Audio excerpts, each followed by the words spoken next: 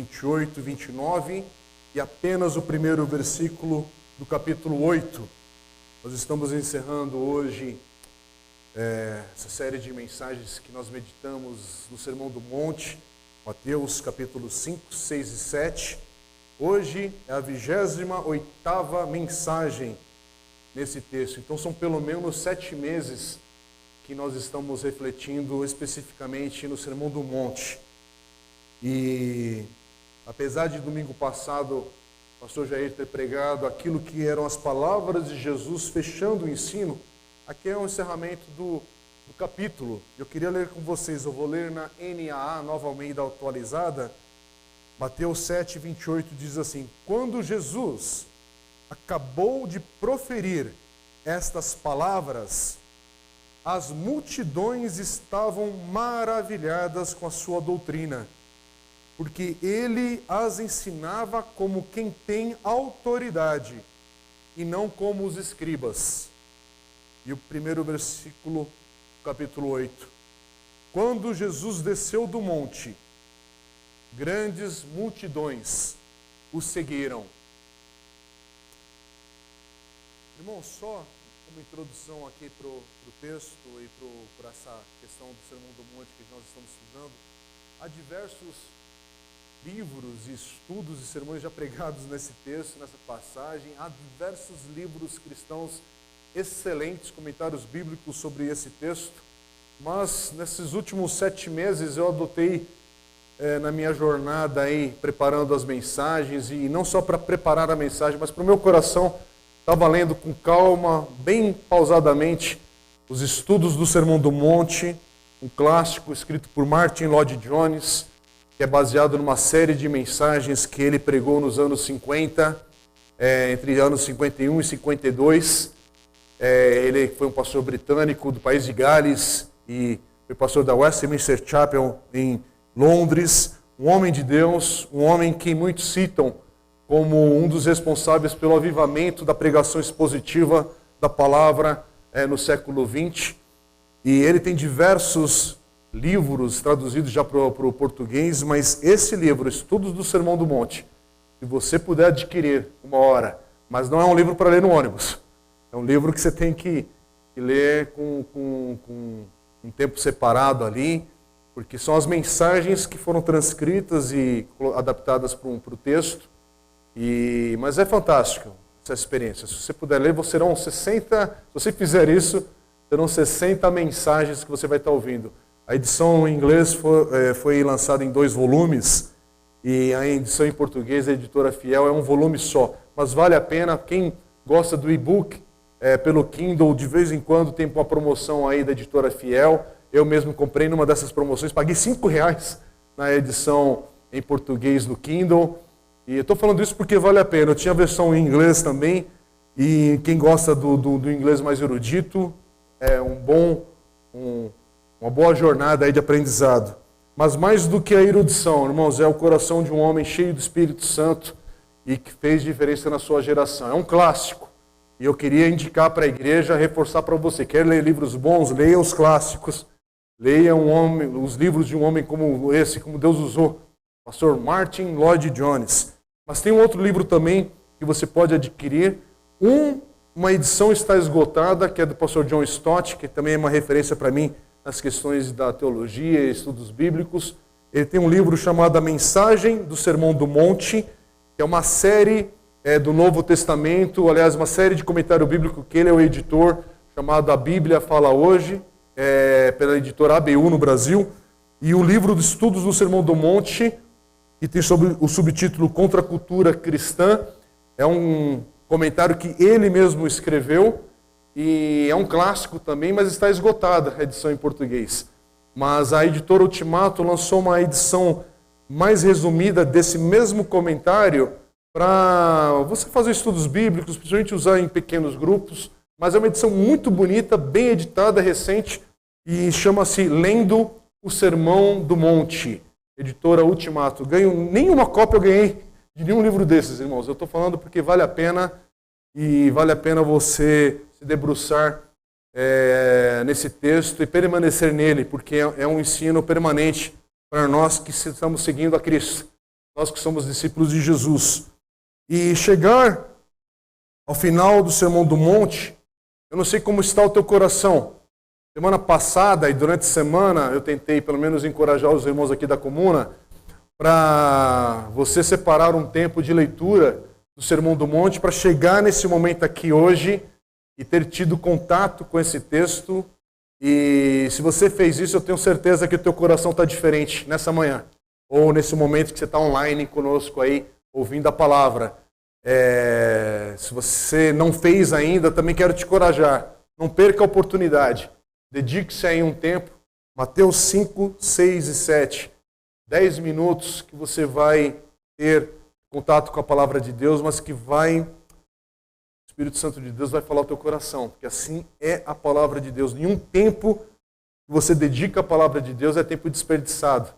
Mas hoje tinha um sentido da gente concluir essa série de mensagens. Eu queria falar mais algo para a igreja, para aqueles que nos visitam e acompanham online. Nós estamos encerrando uma série de mensagens, irmãos. Daqui a 2 domingos devemos iniciar uma outra série de mensagens. A gente tem feito isso aqui já com uma prática na nossa comunidade nos últimos anos. Nós focamos num trecho da palavra de Deus, ou normalmente é num livro das Escrituras.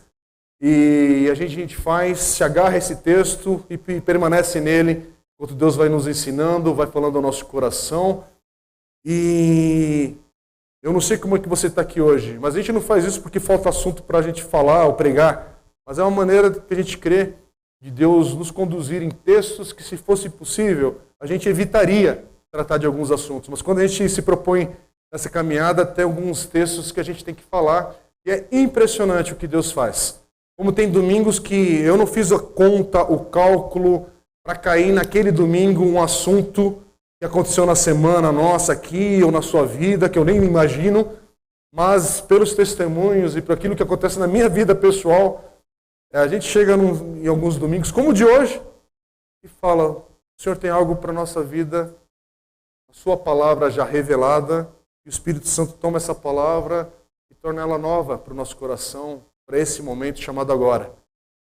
Então, depois desses 28 domingos que nós estamos aqui ouvindo a palavra do Senhor nesse texto, eu não sei se você chega aqui hoje, ou se você, ao ouvir essa palavra, ou ler esse texto, você também termina a leitura, e vamos terminar essa série, como a multidão terminou ao ouvir Jesus falar. Porque o versículo 28 diz isso, que as pessoas que ouviram essa mensagem estavam agora maravilhadas com a sua doutrina, com o seu ensino. Não é das pregações que foram compartilhadas aqui nos últimos 28 domingos. É desse texto do Sermão do Monte, o texto da palavra de Deus. Não é daquilo que a gente fica na periferia, para lá e para cá, conversando, apontando. Não, é o texto da palavra do Senhor. Aliás, o texto diz: as multidões estavam maravilhadas com a sua doutrina. Olha a expressão, a força dessas palavras. Eu não sei você, mas as multidões que continuam ouvindo a Jesus e a sua palavra continuam maravilhadas com aquilo que vem do Senhor. Assim é o meu coração com o texto de hoje, e com essa série do Sermão do Monte, com o Evangelho de Mateus. O ensino de Jesus, aqui no Sermão do Monte, é algo maravilhoso, de fato. É realmente maravilhoso. Quando você presta atenção nas figuras de linguagem que foram utilizadas nesse texto, nesse ensino, nesses capítulos, a linguagem que Jesus usou do dia a dia, da multidão que o ouvia, das coisas ordinárias mencionadas aqui. Lembra? Falou sobre sal, falou sobre luz, falou sobre aves, sobre lírios, sobre árvores, sobre frutos, sobre peixe, sobre rocha, sobre roupa, sobre vento, sobre tempestade e outras coisas, outros assuntos. Mas eu queria destacar aqui o conteúdo espiritual que foi ensinado, continua sendo maravilhoso para a nossa vida. Aqui nós aprendemos sobre aquilo que é verdadeiro, sobre a espiritualidade, uma vida piedosa, uma vida reta. Não é um ensino. Jesus aqui, a preocupação dele não era sobre novas regras, reforçar regras antigas, mas aqui é sobre a atitude na vida. Ele falou sobre mansidão. Ele falou sobre ser um pacificador.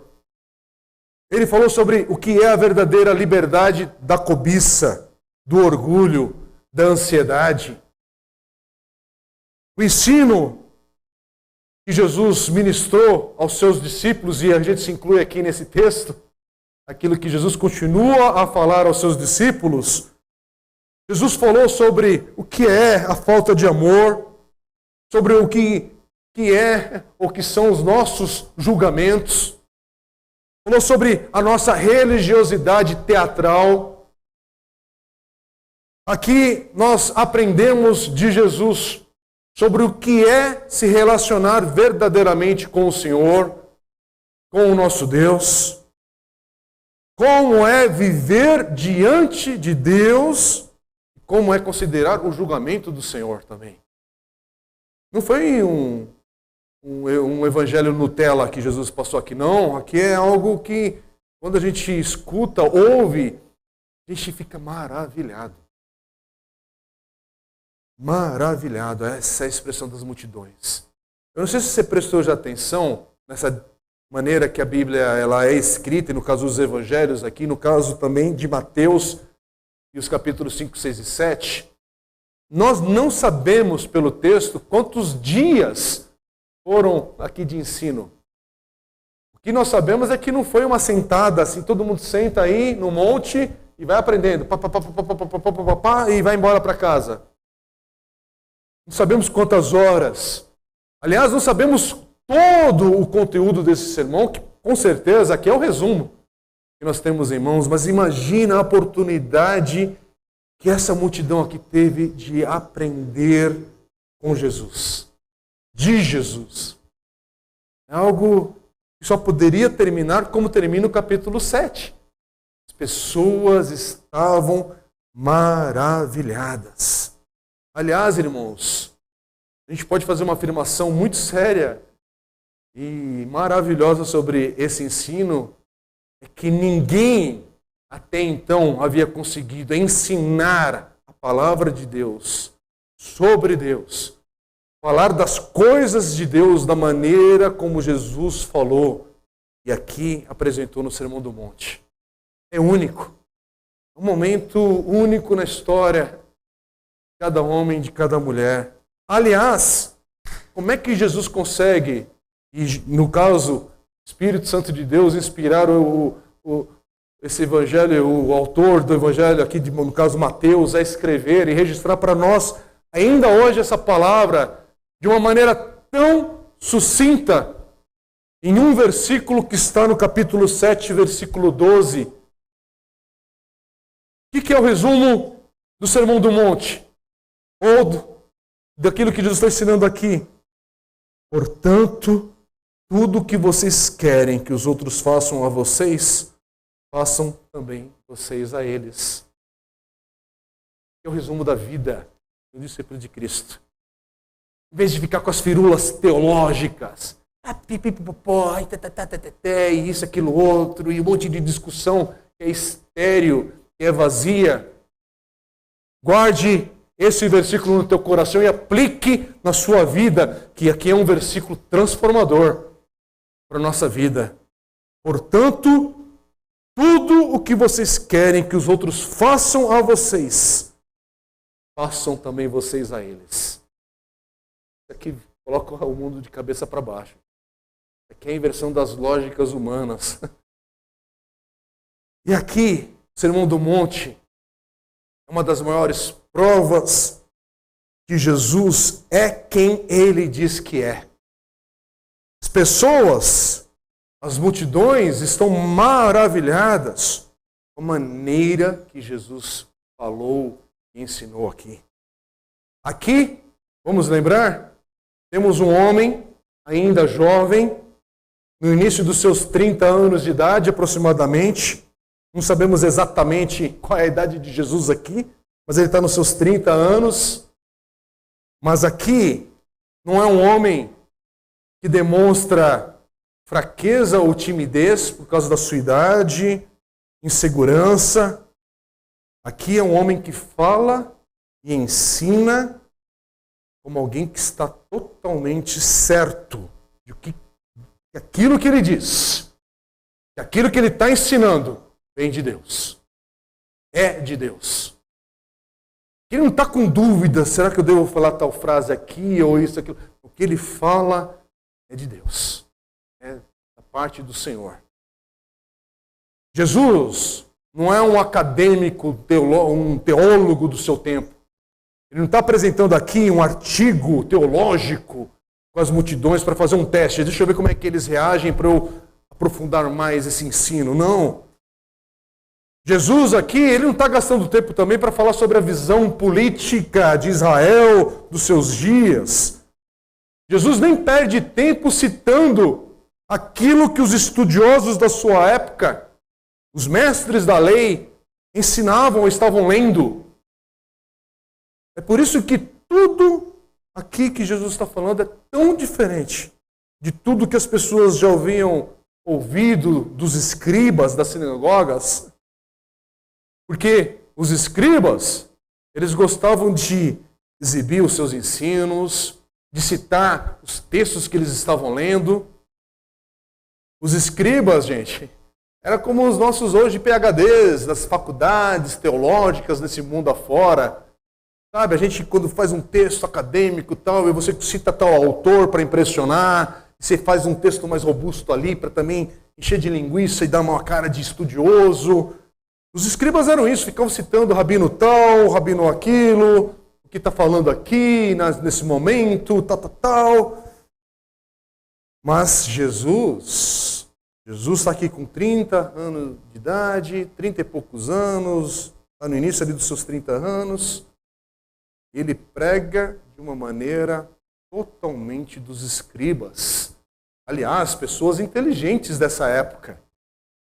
Mas é diferente, tem algo novo. Ele fala, e quando ele fala, tem uma autoridade que ninguém havia visto até então. Não é uma autoridade de alguém que é inteligente.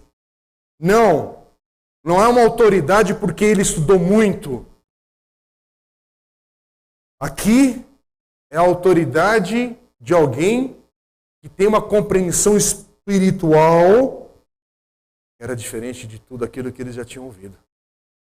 Aqui é alguém que tem uma autoridade espiritual que vinha de Deus, o próprio Deus.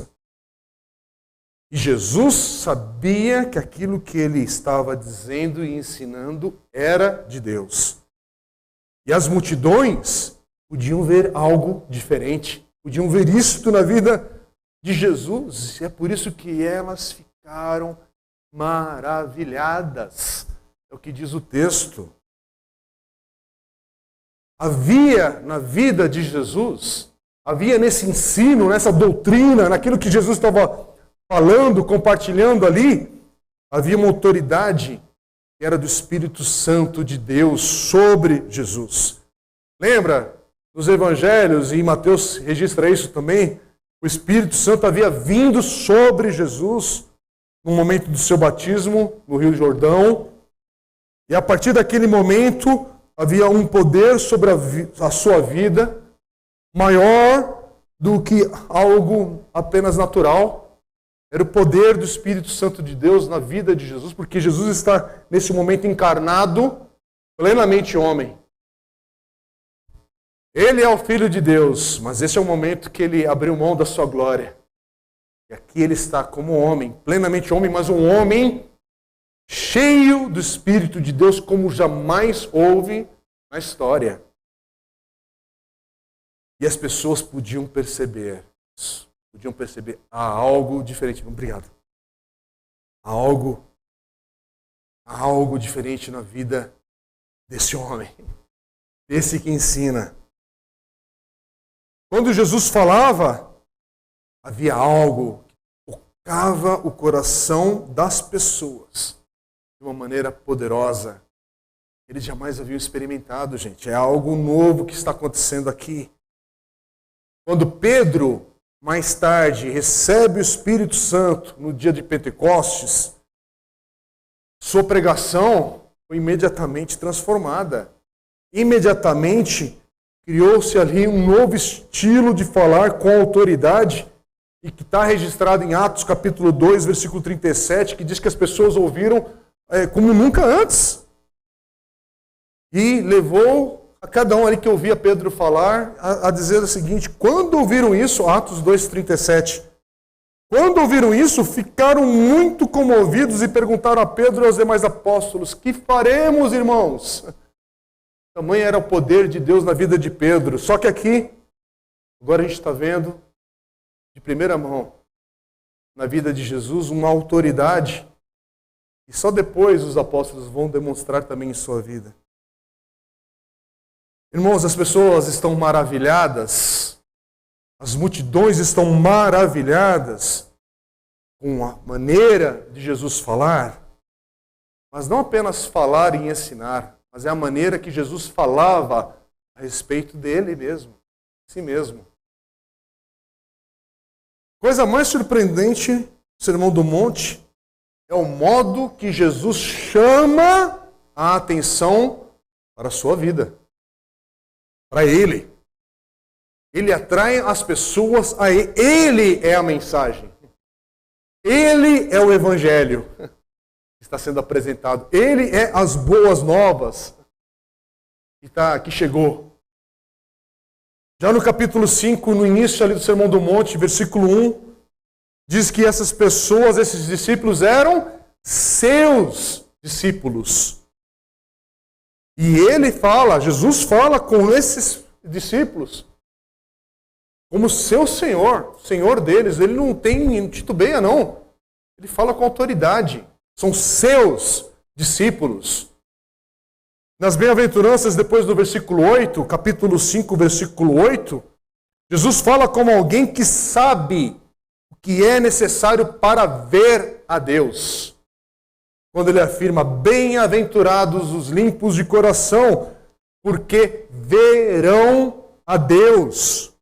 Depois, no versículo 11, ele diz que há uma bênção para aqueles que forem perseguidos por causa dele.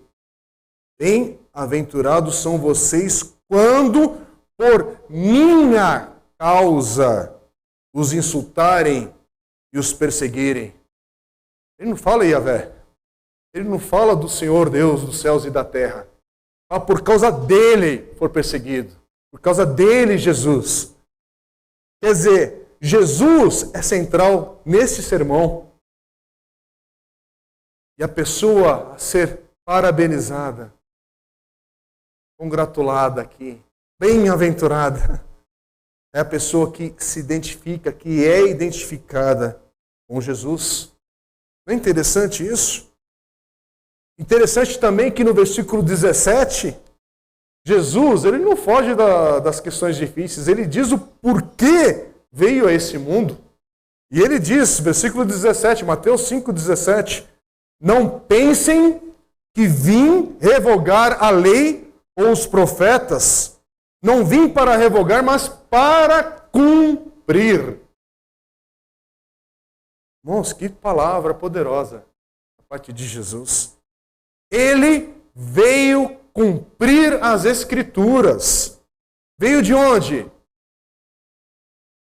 Não é sobre lugar, não é sobre se ele veio da Galileia, de Jerusalém, não. Mas aqui é dizer o porquê ele veio a esse mundo. Ele, o Filho de Deus, veio cumprir as Escrituras. E agora que veio, ele sente-se à vontade para avançar no ensino da sua palavra, naquilo que diz respeito à sua justiça. Toda a verdade que está aqui escrita e revelada.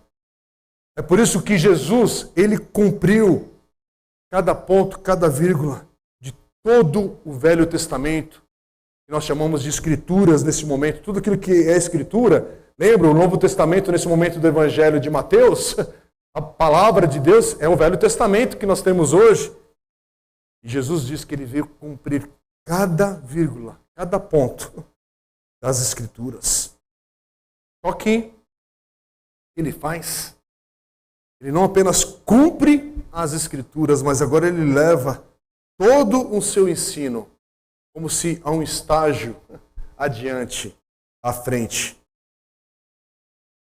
Jesus afirma que o Velho Testamento é sobre ele, mas também ele começa a falar coisas que vão além do Velho Testamento. Ele dá um passo a mais. Lembre-se, a lei, ela tinha um programa de ação que precisava ser cumprido, e Jesus é aquele que irá cumprir o seu propósito. Ele sabe o caminho que ele está percorrendo, ele vai cumprir o propósito de Deus. A lei, Jesus disse que, olha, eu não vim para abolir a lei. Aliás, o pastor Jair pregou nesse texto muito bem, se você quiser voltar depois e ouvir no Spotify ou no YouTube aí da igreja. A lei ela não foi abolida, mas Jesus agora é aquele pelo qual todas as coisas precisarão passar por ele para serem interpretadas. Jesus é aquele que, não, a gente não descartou e jogou fora o Velho Testamento, mas agora a gente pega as Escrituras, o Velho Testamento, a lei e os profetas, e tem uma lente nova para interpretá-lo, que é Jesus. Tem que passar por Jesus. Passa pela cruz a sua ressurreição. E é por isso que Jesus vai dizer repetidas vezes no Sermão do Monte: vocês ouviram o que foi dito, eu, porém, lhes digo. Jesus fala como alguém que sabe quem terá os seus pecados perdoados.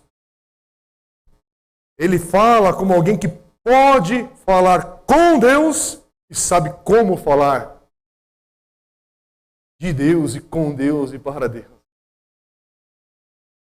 É Jesus que afirma saber sobre o caminho estreito e difícil que leva ao céu e a porta estreita que é o ponto inicial deste caminho. E mais ainda maravilhoso é ver Jesus afirmar que ele será o juiz do dia do julgamento. Quando ele diz no capítulo 7, versículos 21 a 23, nem todos que me chamam Senhor, Senhor, entrarão no reino dos céus, mas apenas aquele que de fato fazem a vontade de meu Pai que está nos céus, no céu. Não é interessante essa forma que Jesus fala? E ele continua: no dia do juízo, muitos me dirão: Senhor, Senhor, não profetizamos em teu nome, não expulsamos demônios em teu nome, e não realizamos muitos milagres em teu nome. Eu, porém, responderei: eu, Jesus. Jesus falando: eu, porém, responderei: nunca os conheci. Afastem-se de mim, vocês que desobedecem à lei. Irmãos, que autoridade é essa que tem esse pregador? Quem é Jesus? Quem é esse Jesus de fato? Aquilo que Jesus afirma ser, quem ele afirma ser, irmãos, é algo grande demais para a gente apenas ler o Sermão do Monte e virar de página e seguir. Não, aqui nós temos afirmações que são grandes demais para sermos indiferentes a elas.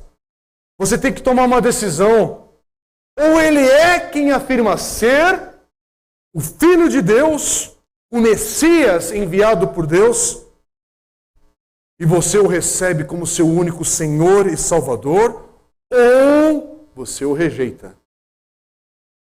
Não tem mais ou menos, não é que eu preciso de um tempo para estudar, avaliar as condições dele. Não, enquanto você avalia e pondera e tudo mais, você o rejeita. A partir do momento que você entende quem é esse Jesus, você não consegue ficar apenas de pé e com a mãozinha no queixo ouvindo falar dele. Você cai de joelhos ao chão e fala: meu Deus, meu Senhor, meu Salvador. Bendito seja o Cordeiro de Deus, que é Cristo. É muito sério o Evangelho, irmãos. É hora de decisão. É hora de colocar a tua vida nas mãos do Senhor para valer. E é por isso que no capítulo 7, versículo 24, Jesus diz: quem ouve minhas palavras e as pratica. Não é sobre quem fica estudando a palavra de Deus. É sobre quem está ponderando, pensando e questionando. Será que eu dou um like nesse versículo? Se eu dou um dislike, eu fico indiferente? Não. É mais sério do que um curtir dos tempos de hoje. Aqui é sobre quem ouve minhas palavras e as pratica. É tão sábio como a pessoa que constrói a sua casa sobre uma rocha firme. Quem é Jesus para você? Quem é Jesus na sua vida? Jesus é o Deus, o Senhor dos seus pais? Ou Ele é o Senhor da sua vida, da sua história? Quem é Jesus na sua história? Mas eu sou ainda novo, eu sou adolescente, sou criança. Mas, irmãos, a coisa mais linda é ver as crianças que já caminham aprendendo do amor de Deus, de quem é Jesus. E lógico, compreensão delas, na maneira que elas têm para discernir as coisas, aprender, e na leveza, inclusive, que elas têm, é lindo ver Jesus na vida delas. Mas aí a vida avança. E quem continua sendo Jesus na sua vida, na sua história, na sua adolescência, na sua juventude? Quem é Jesus agora na sua vida como um adulto? Quem é Jesus agora na sua vida que você casou? Quem é Jesus agora na sua vida, agora que você teve filhos? Quem é Jesus agora na vida que você está vivendo que não tem filhos? Quem é Jesus agora? Você que casou, separou, bagunçou, fez isso, fez aquilo.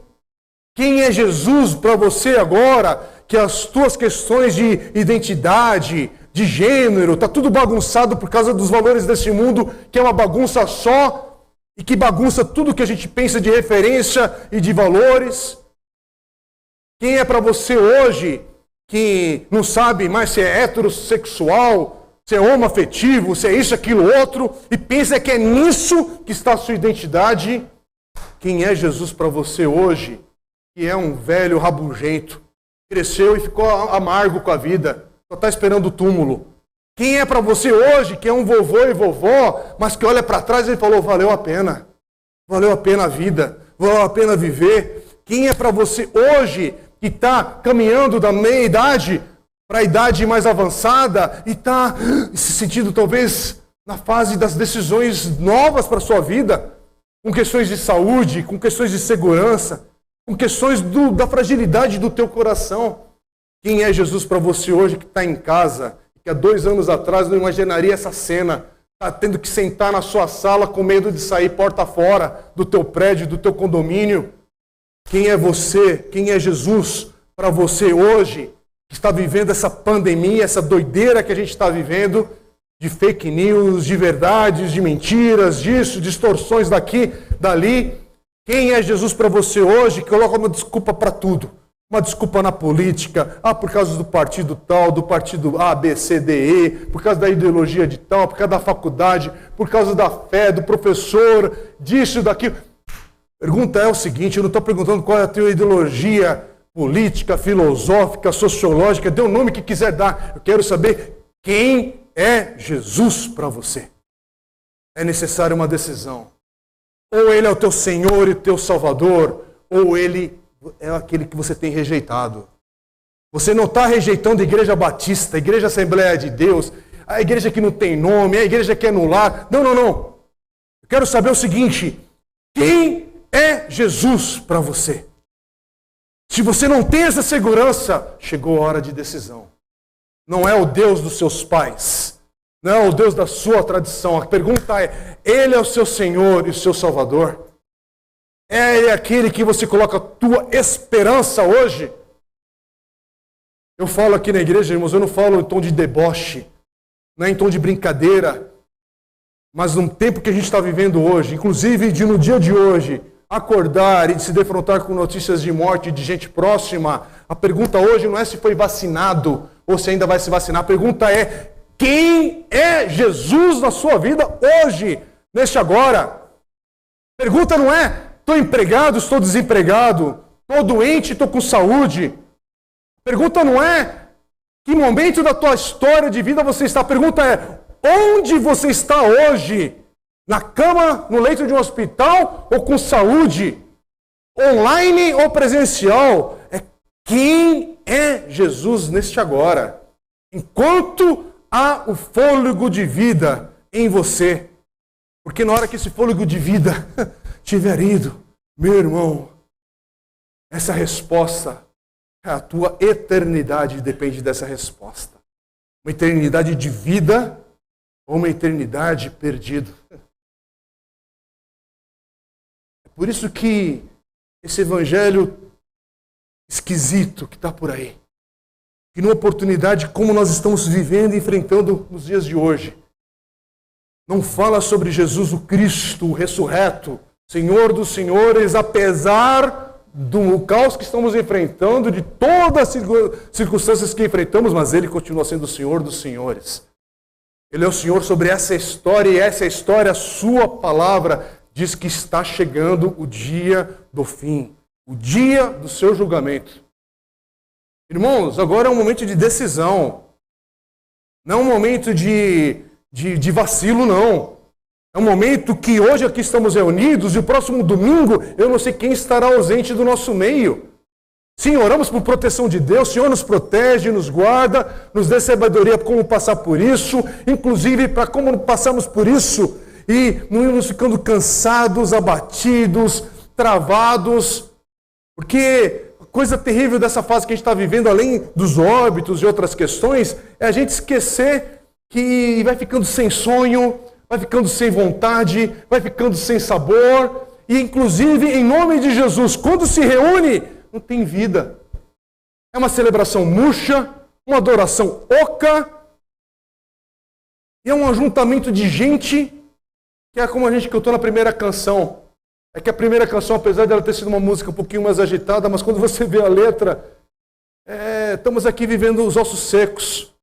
E o problema é você estar vivendo os ossos secos e não perceber a diferença que é quando há uma igreja cheia do Espírito de Deus e quando o Espírito de Deus não é presente na igreja. Aliás, que incoerência. Como o Espírito Santo de Deus não é presente na igreja? Eu quero falar não no sentido de salvação, de que está indo para o inferno. Não é nesse sentido. Quero falar agora sobre poder de Deus no nosso meio. E poder de Deus que não é berro, não é gritaria, não é um negócio estranho também, que é mais trejeito nosso esquisito do que palavra de Deus, mas poder de Deus que nos sustenta de uma maneira que a gente sabe que é Ele, que é do Senhor.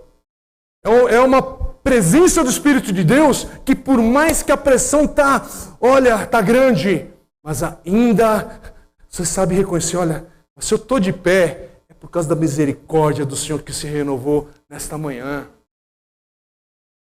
Meu irmão, não é por causa da minha própria força.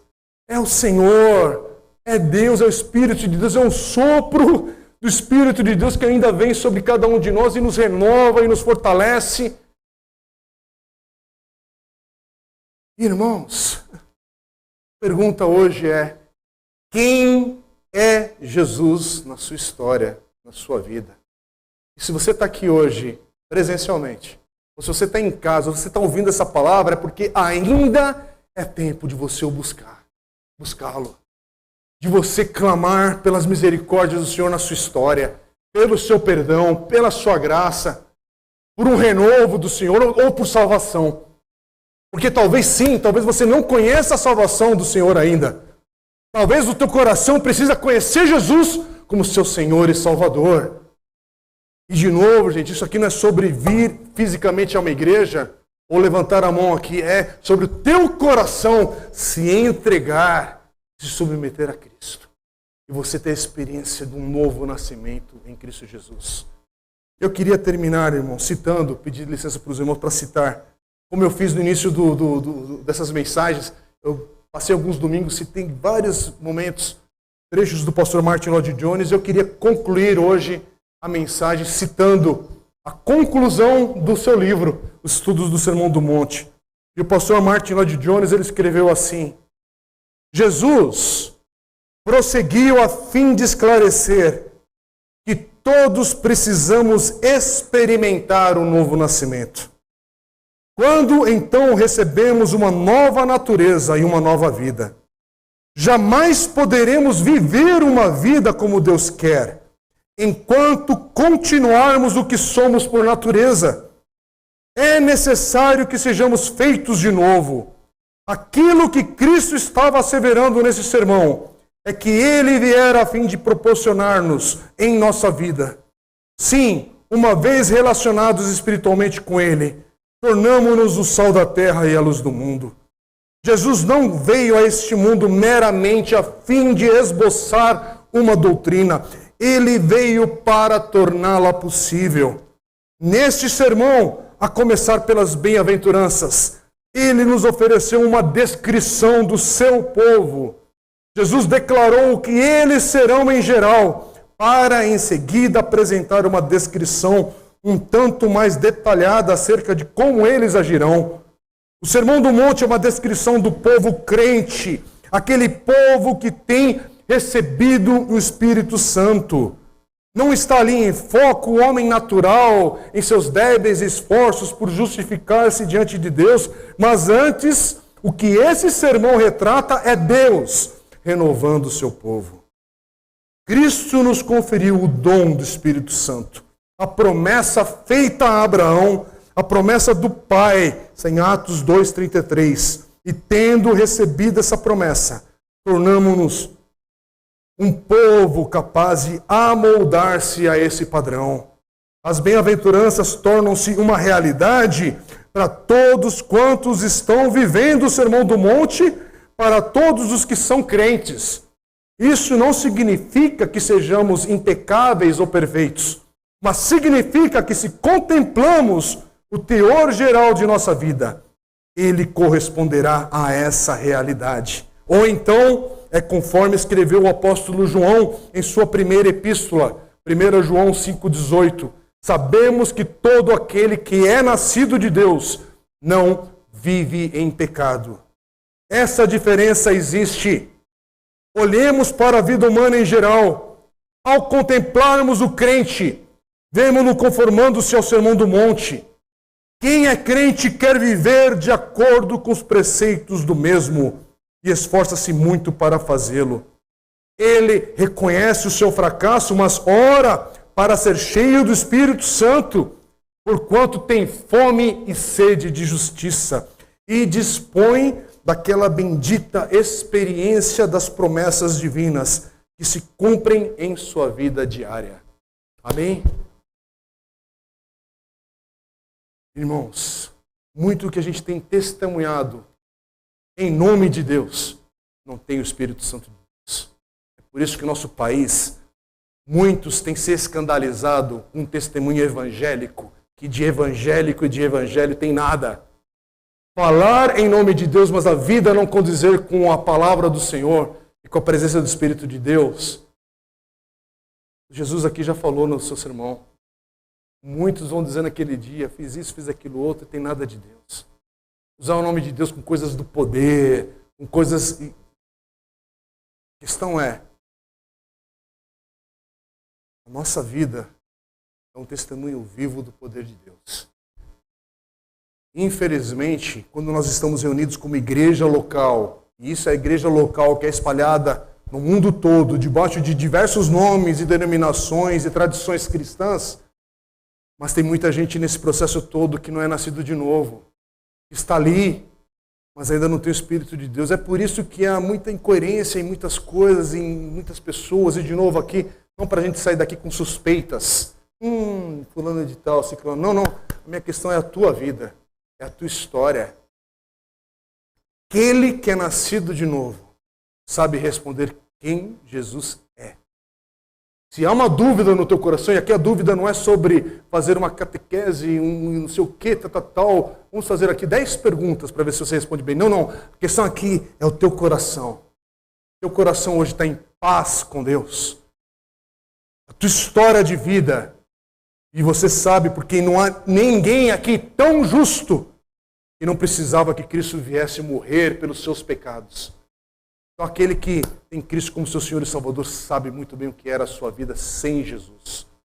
Você podia até ser bem sucedido, mas sem Jesus, a vida está sem propósito, a vida está louca, a vida está com um negócio ali que só o Espírito Santo de Deus, quando entra na nossa vida, e nós temos essa experiência do novo nascimento, é que a paz de Deus, o nosso coração e mente de uma maneira que sabemos que nossos pecados foram perdoados, o nosso passado é redimido, o nosso presente começa a experimentar uma restauração, e o nosso amanhã, é com esperança. É com esperança, meus irmãos. Qual é a nossa esperança para aqueles que estão enlutados hoje? É continuar olhando que há um reino que já chegou, mas que ainda não está 100% concretizado, está no processo, mas há um Senhor que está a caminho de buscar a sua igreja.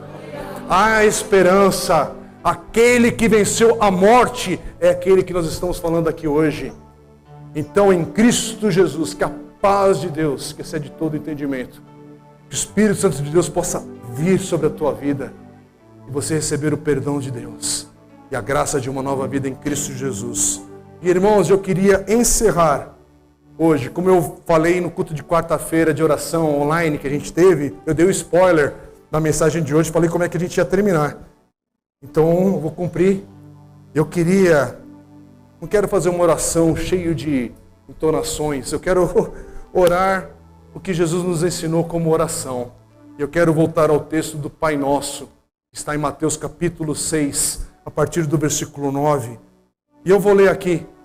Talvez você saiba uma palavra ou outra diferente na forma como você aprendeu o Pai Nosso. Eu quero ler aqui, conforme está nessa versão da Nova Almeida atualizada. E eu vou ler o Pai Nosso como nossa oração.